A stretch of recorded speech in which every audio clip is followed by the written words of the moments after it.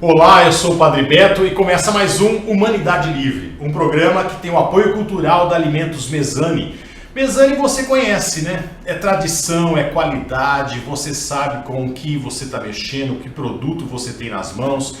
Se você quiser conferir as novidades da Mezzani, é só acessar o site www.mezzani.com.br. E o Humanidade Livre é um programa de reflexão, um programa que tenta contribuir para que você pense sobre sua vida, reflita. Hoje a vida está tão corrida, né? Então é bom dar uma paradinha para a gente pensar sobre diversos aspectos da nossa vida. Nós já abordamos vários assuntos aqui na Humanidade Livre, no Humanidade Livre, e você pode conferir esses assuntos acessando a nossa página no Facebook, Padre Beto Bauru, lá tem todos os programas, ou também na página da TVC Bauru no Facebook. Que também tem lá todos os programas. E também você pode entrar no meu canal do YouTube, Padre Beto, lá tem todos os programas também, e também o canal do YouTube TVC Bauru, você pode conferir os outros temas do nosso programa. Nós estamos numa fase de refletir o Evangelho de Marcos, ou seja, nos inspirar pelo Evangelho de Marcos, procurando assim pistas para refletir sobre nossa vida, sobre o nosso cotidiano, as nossas atitudes e assim por diante. Mas antes de começar o tema do programa de hoje, eu gostaria de mandar um grande abraço ao pessoal que nos segue, o pessoal que confere os nossos programas aí. Queria mandar um abraço ao Mazuki Moraes, que lá de Portugal não deixa de assistir o nosso programa, a querida Ângela Manzano, Mozart Vieira Ribeiro, um grande abraço. Nosso querido João Carrara, um grande abraço. Maria Cristina, a Cidinha Adorno Valente, a Jéssica Bagnol. Um abraço ao Marcelo Pereira, que ele fez um comentário aqui. Eu gostaria de abordar um pouco o comentário dele. Gostaria de mandar um abraço para o padre Alessandro De Luca, lá de Vicentina, Mato Grosso do Sul, a todos de Vicentina, Mato Grosso do Sul, e ao nosso querido Hélio Santiago, um grande abraço para você também. E o Marcelo Pereira, ele deixou aqui um lembrete, um comentário. Ele escreve assim: lembrem-se, quem participar da celebração desse senhor excomungado, está excomungado por tabela também. Ai, meu Deus do céu, de novo esse assunto, né, Marcelo? Puxa vida, Marcelo. Primeiro, eu vejo aqui no seu comentário, um pequeno comentário, um certo rancor, né? Um certo rancor. Eu não sei porquê desse senhor excomungado, não é? Pode me chamar de Beto, viu, Marcelo? Eu nunca fiz questão de ser chamado de Padre Beto, mesmo estando na Igreja Católica, né? Porque padre eu sei que eu sou, então ninguém precisa me chamar de padre, tá? Há pessoas que fazem questão de me chamar de padre, tudo bem, não há problema nenhum. Mas não desse senhor, né, excomungado, não precisa chamar assim, não é? Você pode me chamar de Beto numa boa, tá? Tranquilo. Quanto às pessoas frequentarem a missa que eu celebro na Humanidade Livre, lembrando você, Marcelo, que é uma igreja oficial, com CNPJ, é uma religião oficial, então ela precisa ser respeitada, tá? Qualquer pessoa hoje tem o livre-arbítrio, tem a liberdade de frequentar aonde se sentir bem. Não é? Eu posso frequentar a igreja batista, posso frequentar a igreja presbiteriana, posso frequentar a igreja católica, posso frequentar a igreja Humanidade Livre. Agora, quando ser excomungado do quê? Da igreja católica, é isso? Então, quem frequenta a Humanidade Livre é excomungado da igreja católica? Não é? Tudo bem, eu não sei o que as pessoas estão perdendo, né? Pode até ser que as pessoas estejam perdendo, sendo excomungadas da Igreja Católica. Eu não perdi nada, eu só ganhei, tá? Infelizmente eu tenho que dizer isso. Eu não perdi nada de ser excomungado da Igreja Católica. E esse rancor seu aí, desse senhor, né? Como se eu fosse uma pessoa que tivesse feito um mal para a Igreja Católica. Eu não fiz um mal para a Igreja Católica, não. Eu não gosto de falar das coisas que eu fiz, tá? Da Igreja Católica, ou na Igreja Católica. Mas eu gostaria só de, ilustrar algumas coisinhas que a gente fez ou tentou fazer na Igreja Católica, né? Por exemplo, quando eu cheguei na Santa Terezinha em 2001, final de 2001, a Santa Terezinha estava vazia de fiéis. A missa da noite, do domingo, as pessoas, o pessoal da igreja, o pessoal da Santa Terezinha sabe muito bem disso, o pessoal da época, eles ligavam somente as luzes da frente, ali perto do altar, e desligavam as luzes do fundo. Por quê? Porque era um gato pingado que ia na igreja da Santa Terezinha, que frequentavam ali, não é? Quando eu cheguei, em questão de semanas, a Santa Terezinha começou a lotar. E a Santa Terezinha não é uma igreja pequena. E em questão de meses, a Santa Terezinha estava hiperlotada, estava uma igreja viva, não é? Um outro ponto também, a Santa Terezinha tinha um projeto social, que era um projeto muito interessante, começado pelo Padre Rocha, só que nunca saía do papel, só tinha o terreno. Por que nunca saía do papel? Porque não tinha dinheiro, não tinha condições financeiras, não é? Graças à frequência das missas, a Santa Terezinha saiu do vermelho, não é? E eu consegui fazer ela sair do vermelho.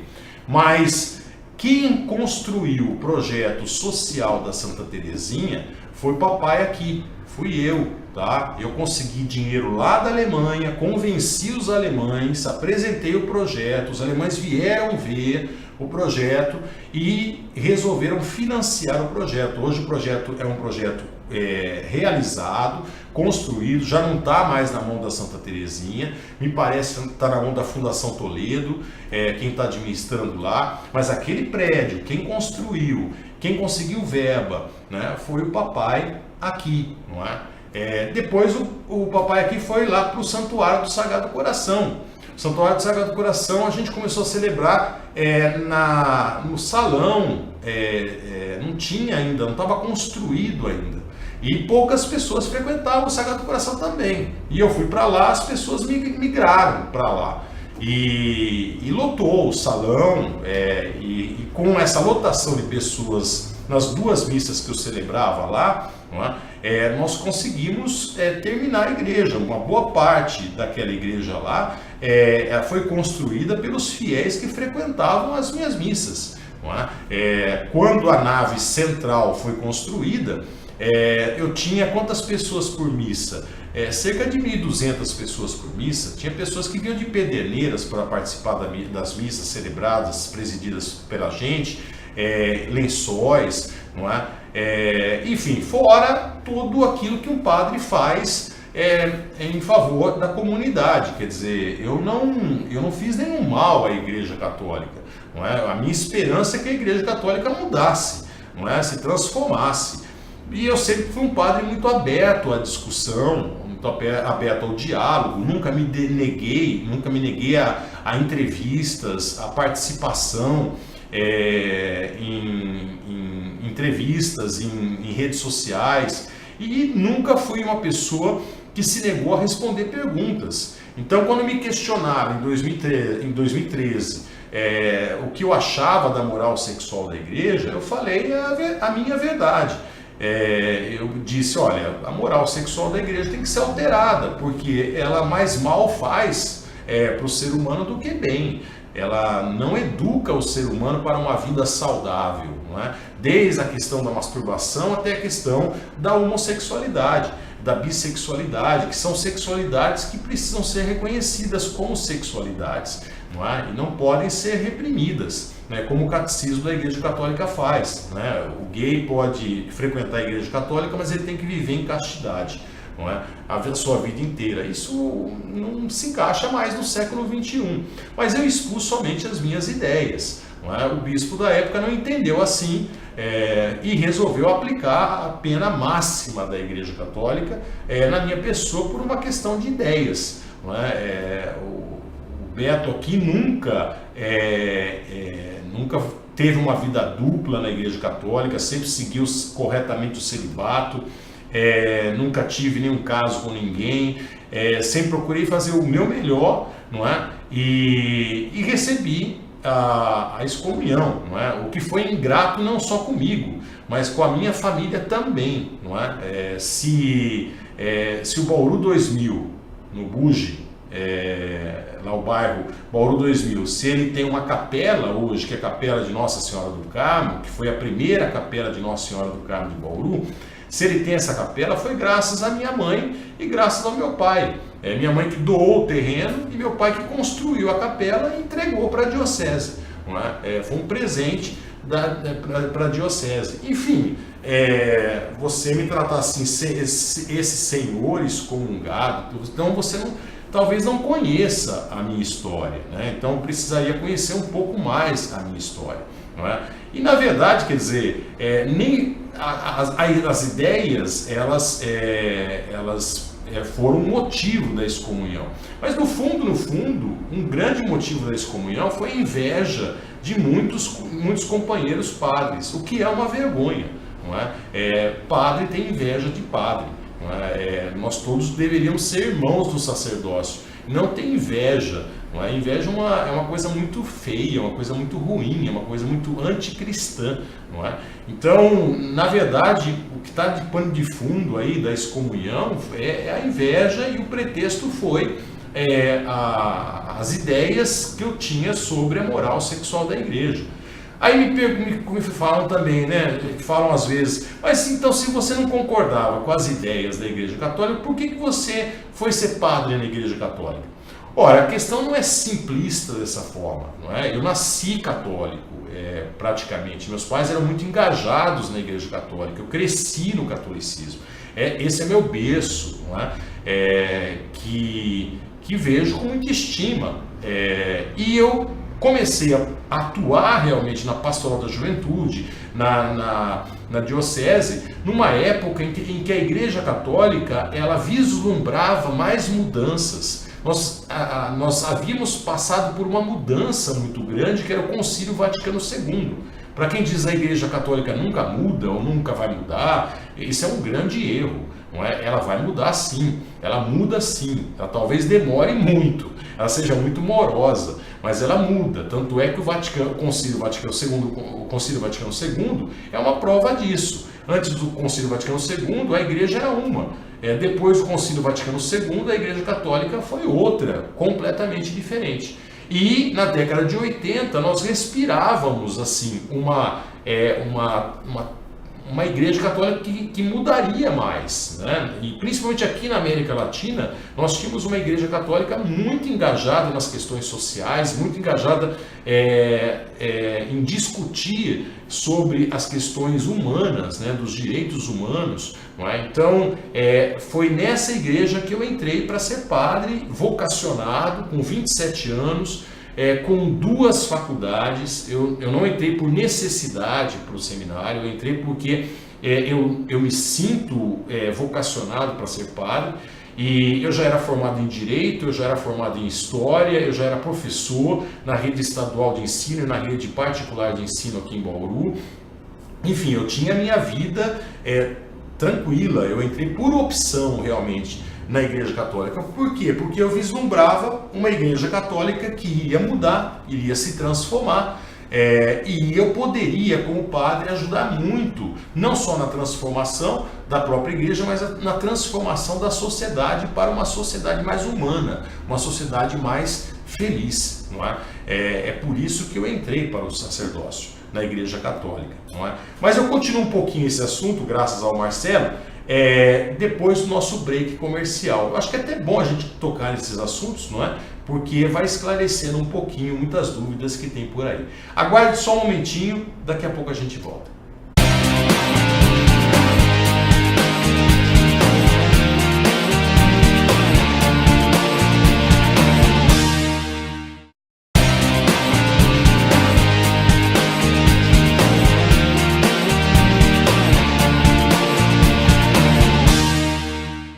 NetDigit Telecom, a internet com sinal mais rápido, transmitido através da fibra ótica. Sua conexão garantida com muita qualidade e velocidade.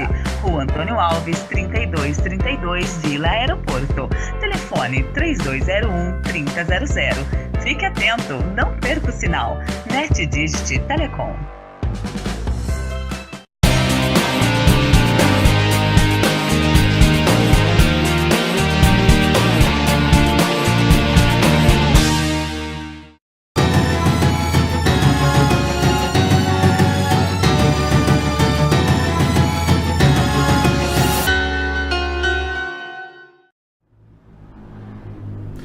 Olá, eu sou o Padre Beto e você está assistindo mais um Humanidade Livre, um programa de reflexão sobre a nossa vida e um programa que tem o apoio cultural da Mesane. Alimentos Mesane você conhece, você sabe o que tem na sua cozinha, não é? Você sabe o produto que é, a qualidade que tem e a tradição também. Então, se você quiser conhecer melhor os alimentos Mesane, é só acessar o site www.mesane.com.br.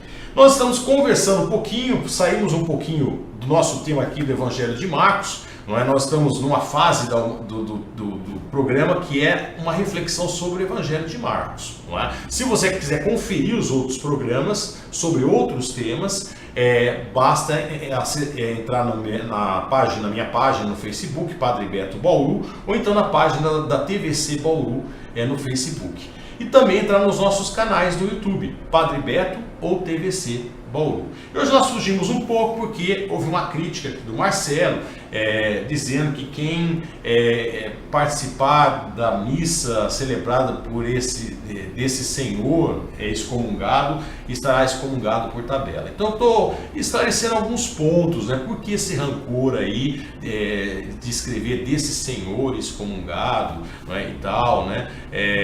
Estou contando um pouquinho da nossa trajetória, não é? Então eu entrei para ser padre não porque necessitava, mas porque eu tinha vocação e tenho vocação para ser padre. A vocação a gente não tira, né? A vocação a gente tem. Não dá para você tirar, não é? A vocação. Isso é uma coisa nata nossa. Né? Então, até morrer eu vou ser padre e vou continuar atuando como padre até morrer. Não é? Isso ninguém vai me tirar, não é? E eu entrei para a Igreja Católica. Muitos questionam, né? Se você não concordava com a moral sexual da Igreja, por que você entrou? Né? Porque nós vislumbrávamos sim uma transformação na década de 80. Porque nós já tínhamos tido uma transformação com o Concílio Vaticano II e a igreja que a gente vivia na década de 80 era uma igreja que debatia os assuntos. E era uma igreja que debatia os assuntos não só entre o clero, hein? Havia o protagonismo do leigo, ou seja, o laicato era muito forte, né? Os fiéis tinham voz. Eles discutiam as questões, né? Eles não esperavam que os padres lá em cima discutissem por eles. Não, era discutido aqui embaixo, né? Como foi feito no Concílio Vaticano II. O Concílio Vaticano II mandou cartas para o mundo inteiro, para comunidades do mundo inteiro, com questionamentos, com questionários, para saber a opinião dos fiéis, a opinião das pessoas sobre diversos assuntos dentro da igreja, sobre a igreja.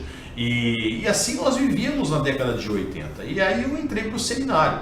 Ao entrar para o seminário, eu não dei nenhum custo, eu não fui um seminarista que deu despesas para a Diocese de Bauru.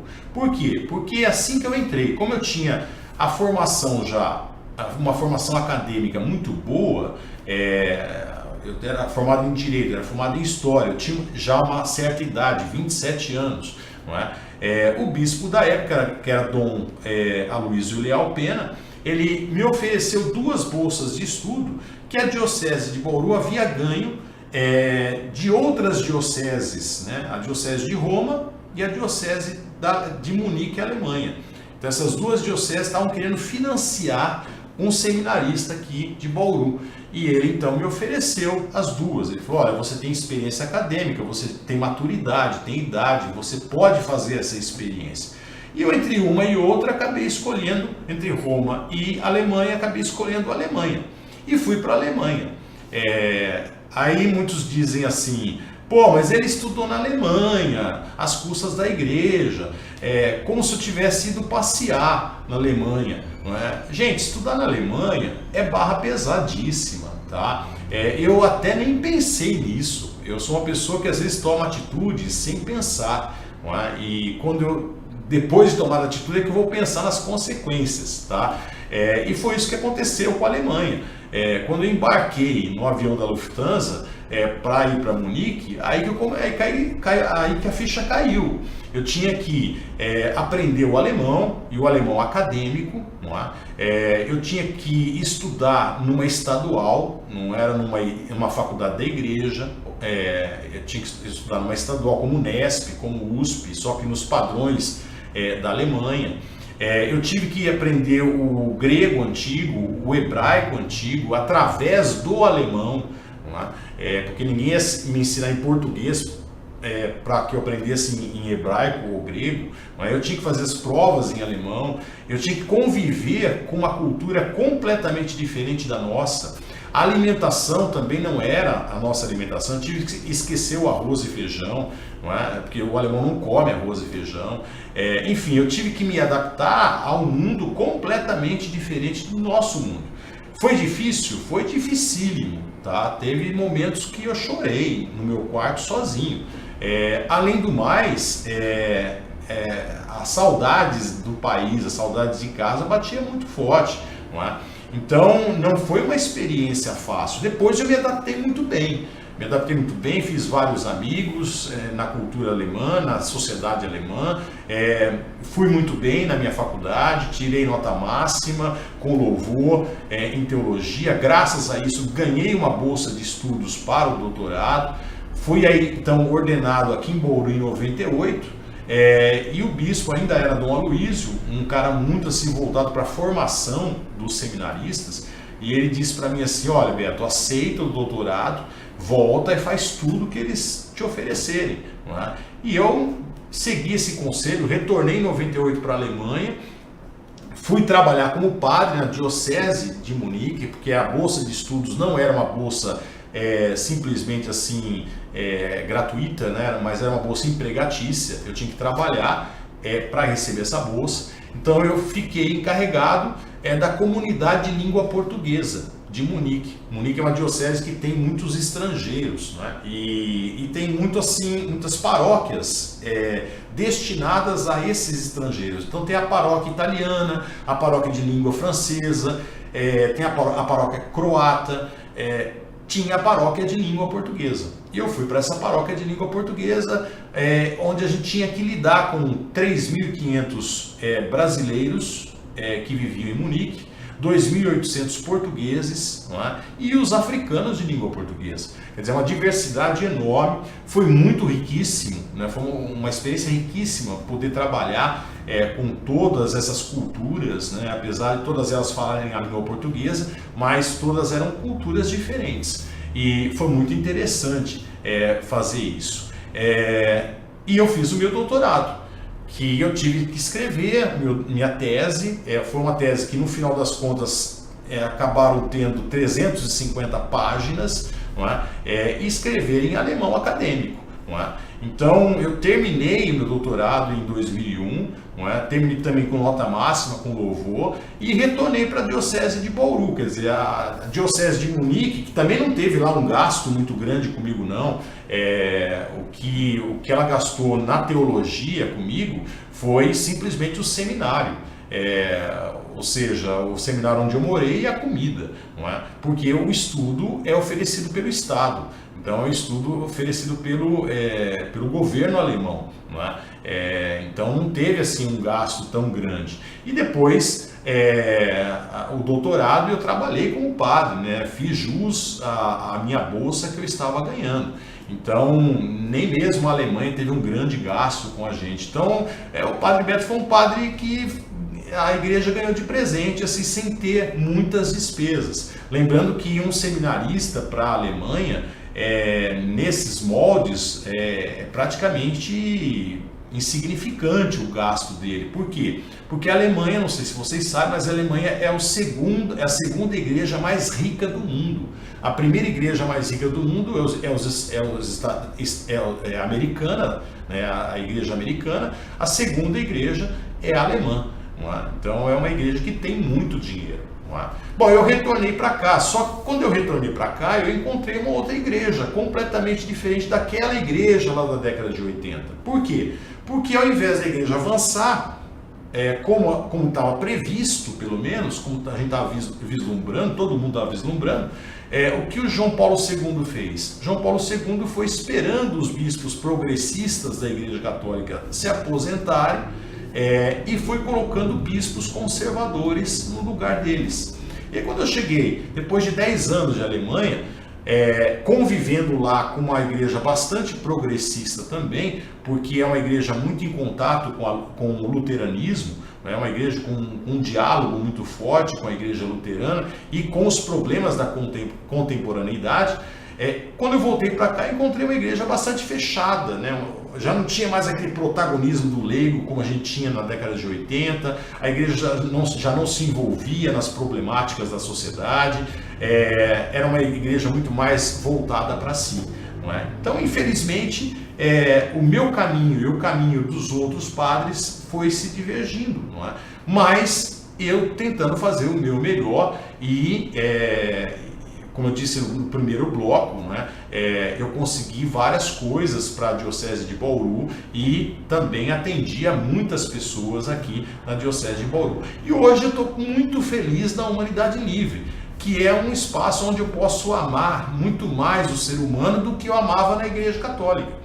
Hoje chega um casal de divorciados para mim, não é? Se um deles é divorciado, se chegasse na época que eu estava na Igreja Católica, nenhuma bênção eu podia dar. Hoje eu posso falar para o casal divorciado assim, olha, se eles pedem um casamento, né? Eu posso falar assim para eles, eu vou fazer o casamento de vocês. O divorciado ele é muito humilde, né? Ele chega para o padre e fala assim, padre, o senhor podia nos dar uma bênção? E eu posso falar hoje tranquilamente, olha, eu vou fazer o casamento de vocês. Hoje chega um casal de LGBTs, por exemplo, um casal de lésbicas ou um casal de gays, eu posso falar para eles tranquilamente, olha, eu vou fazer o casamento de vocês com o maior prazer, com muita alegria. Então hoje eu sou muito mais livre para poder amar o ser humano e entender o ser humano e poder fazer alguma coisa por esse ser humano, dar uma alegria a esse ser humano. Então, eu estou muito feliz, viu, Marcelo? E as pessoas que frequentam a Humanidade Livre, elas são pessoas conscientes de que elas não estão frequentando a Igreja Católica e, portanto, eu não acredito nesse lance de excomunhão, não é? É um lance muito arcaico, não é? É um lance que a Igreja Católica aplicava na Idade Média, queimou muitas pessoas, matou muita gente, inclusive, através da excomunhão, não é? E que não deveria fazer mais isso, né, hoje em dia, não é? Então, não acredito que as pessoas que frequentam a Humanidade Livre, elas estejam excomungadas de Deus, pelo menos. Elas estão muito em sintonia com Deus, né? Eu vejo muita espiritualidade nas pessoas que frequentam a Humanidade Livre. Mas não quero fazer propaganda aqui da minha igreja, não. Só sei que você que é católico, você deveria estar preocupado com questões muito sérias que estão acontecendo na própria Igreja Católica, não é? Você vê os 300 padres lá na Pensilvânia que abusaram de quantos jovens e adolescentes e que foram encobertos, não é? Por bispos e padres, né? E até o próprio Papa agora está sendo suspeito, né? De ter acobertado, né? a situação, essas situações que são crimes, verdadeiros crimes, né? Bom, espero ter dado uma resposta, espero ter contribuído com alguma reflexão. Eu quero mandar um abraço para Tânia Mário Luz, para o padre Alessandro De Luca, nosso companheiro na Humanidade Livre, a Cidinha Adorno Valente, que também frequenta lá, Elizabeth Roberto, um grande abraço, e Nancy Paz, um grande abraço também para você, tá? Nós ficamos por aqui, não é? Eu desejo a você que você nunca acredite nesse lance de excomunhão, não é? Que é uma grande de uma bobagem, não é? E que você busque cada vez mais amar, não é? Porque é o que importa, não é? É o que importa, é o amor entre as pessoas, né? Que as religiões não sirvam de divisão entre as pessoas, mas que as religiões sirvam de união entre as pessoas. Para isso que as religiões existem, tá? Ou deveriam existir para isso, não é? Então, um grande abraço, uma ótima semana e fique com Deus.